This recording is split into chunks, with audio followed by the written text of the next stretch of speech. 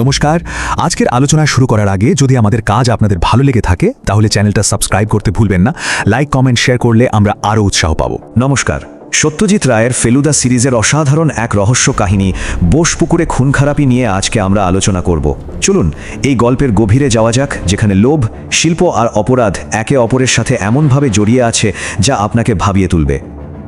আচ্ছা, গল্পের শুরুতেই ফেলুদার এই একটা কথা কেমন যেন নাড়িয়ে দিয়ে যায়, তাই না? এই কেসে শুধু খুনই একমাত্র অপরাধ নয়। মানেটা কি? তার মানে আমরা কিন্তু একটা সাদামাটা খুনের গল্প শুনতে যাচ্ছি না, এর পেছনে আরও অনেক গভীর, অনেক জটিল কিছু একটা লুকিয়ে আছে। কি সেটা? চলুন সেই রহস্যটা খুঁজে বের করা যাক। গল্পের একদম কেন্দ্রে রয়েছে কলকাতার বোসপুকুর এলাকার একটা বাড়ি, আর সেখানেই ঘটে গেছে এক নৃশংস হত্যাকাণ্ড। ঠিক এই একটা ঘটনাই কিন্তু পুরো গল্পের মোড় ঘুরিয়ে দেয়। যাকে খুন করা হয়েছে তিনি হলেন ইন্দ্রনারায়ণ সোম, একজন বেশ ধনী চার্টার্ড অ্যাকাউন্ট্যান্ট। আর খুনটা হয়েছে তার নিজেরই বাড়িতে। প্রথম দেখায় মনে হতে পারে যে এর পেছনে কোনো ব্যক্তিগত শত্রুতা নেই, কিন্তু তদন্ত যত এগোবে রহস্যের জালটাও ততই জটিল হতে থাকবে। এটাই তো আসল প্রশ্ন, তাই না? কে খুন করলো ইন্দ্রনারায়ণ সোমকে? আর তার চেয়েও বড় কথা, কেন খুন করলো? ঠিক এই দুটো প্রশ্নের উত্তর খুঁজতেই ফেলুদা তার তদন্ত শুরু করেন। যখন পুলিশ কোনোভাবেই রহস্যের কিনারা করতে পারে না, তখনই তো ডাক পড়ে বাংলার সবথেকে তুখোড় প্রাইভেট ডিটেকটিভের। আর এই কেসের জট ছাড়াতেও তার ব্যতিক্রম হলো না। আসরে নামলেন আমাদের সকলের প্রিয় ফেলুদা।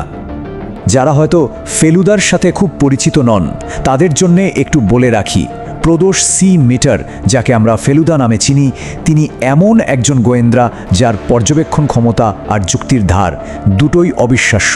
সামান্যতম সূত্রও তার চোখ এড়ায় না। যে কোনো খুনের তদন্তের প্রথম ধাপই হল সন্দেহভাজনদের একটা তালিকা বানানো।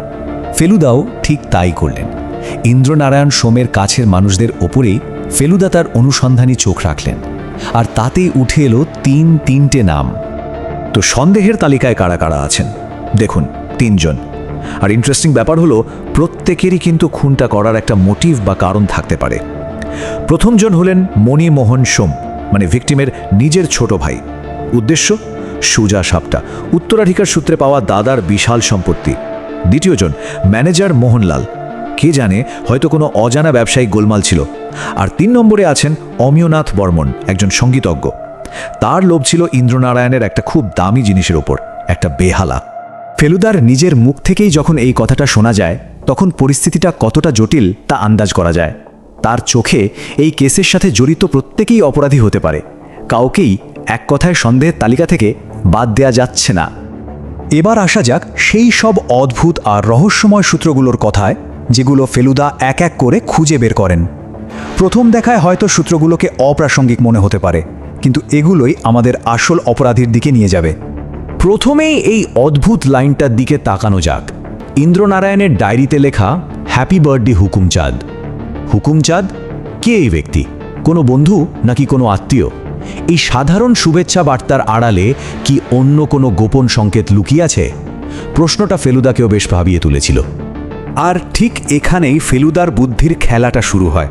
তিনি ধরে ফেলেন যে এই হুকুমচাঁদ আসলে কোনো মানুষই নয়, ওটা ছিল ক্যালকাটা রেস কোর্সের একটা ঘোড়ার নাম, যে ঘোড়ার ওপর বাজি ধরে ইন্দ্রনারায়ণ সোম বেশ কিছু টাকা জিতেছিলেন। তার মানে কি দাঁড়ালো? ডায়েরির এই লেখাটার সাথে খুনের আসলে কোনো সম্পর্কই নেই। এটা ছিল একটা রেড হেরিং, মানে তদন্তকে ইচ্ছে করে ভুল পথে চালিত করার একটা কৌশল। দ্বিতীয় সূত্রটা তো আরও অদ্ভুত। একটা কাগজের টুকরোয় পাওয়া গেল ওয়েস্টার্ন ক্লাসিক্যাল মিউজিকের 3টে খুব টেকনিক্যাল শব্দ, মেলোডি, পলিফোনি আর কাউন্টার পয়েন্ট। মেলোডি বা সুরের কথা না হয় আমরা অনেকেই জানি, কিন্তু পলিফোনি মানে যেখানে একাধিক সুর একসাথে বাজে, বা কাউন্টার পয়েন্ট মানে সুরের সাথে সুরের জটিল বুনন, এইসব শব্দ তো সাধারণ মানুষের জানার কথা না। এটা পরিষ্কার ইঙ্গিত দিচ্ছে যে অপরাধীর সঙ্গীত নিয়ে গভীর, বলতে গেলে প্রায় পেশাদারি জ্ঞান আছে। এরপর ইন্দ্রনারায়ণের ডায়েরি থেকে জানা গেল একটা বিশাল অঙ্কের টাকার কথা, 2000 পাউন্ড। ভাবুন একবার, সেই সময়ে 2000 পাউন্ড মানে আজকের দিনে কোটি টাকারও বেশি। তিনি এই বিপুল পরিমাণ টাকা দিয়ে এমন কিছু একটা কিনেছিলেন যা এক কথায় অমূল্য। আর সেই জিনিসটা ছিল একটা বেহালা। তবে এটা কোনো সাধারণ বেহালা ছিল না, এটা ছিল কিংবদন্তি ইতালীয় নির্মাতা নিকোলো আমাতির নিজের হাতে তৈরি বেহালা। এই বেহালাগুলো এতটাই দুর্লভ আর দামি যে এগুলোকে আর বাদ্যযন্ত্র বলা চলে না। এগুলো এক একটা শিল্পকর্ম। আর ডায়েরি থেকে এটাও জানা যায় যে ভারতে ওটাই ছিল একমাত্র আমাতি বেহালা।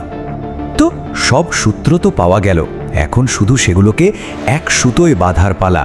ফেলুদা তার অসাধারণ মগজাস্ত্রের সাহায্যে এই আপাত দৃষ্টিতে সম্পর্কহীন সূত্রগুলোকে এমনভাবে মেলালেন যা আমাদের সোজা আসল অপরাধীর দরজায় পৌঁছে দেবে।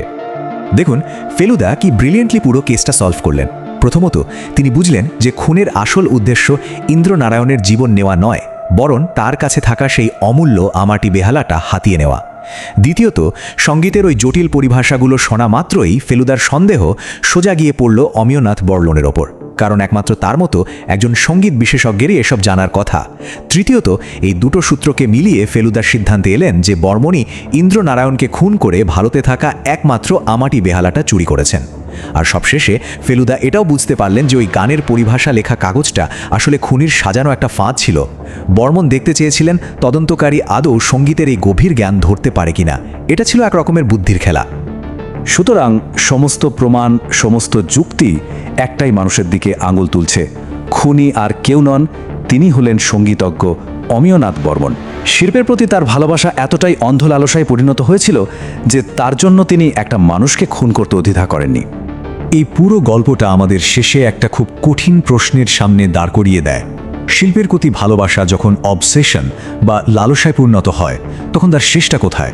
সত্যি কি একটা জড় বস্তুর মূল্য একটা জলজান্ত মানুষের জীবনের চেয়ে বেশি হতে পারে? এই প্রশ্নটা আমাদের ভাবার জন্যই হয়তো সত্যজিৎ রায় এই অসাধারণ গল্পটা লিখেছিলেন।